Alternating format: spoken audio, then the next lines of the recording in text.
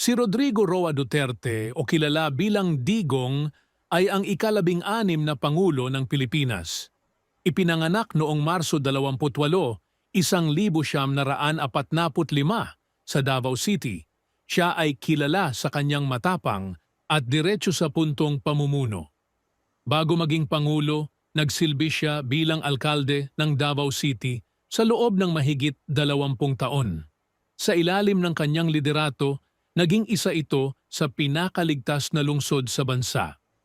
Bilang Pangulo, tinutukan niya ang laban kontra droga, katiwalian at kriminalidad.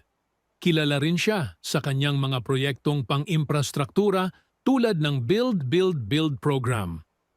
Si Rodrigo Duterte, isang leader na nagbigay prioridad sa kaligtasan, kaunlaran at malasakit sa mamamayang Pilipino.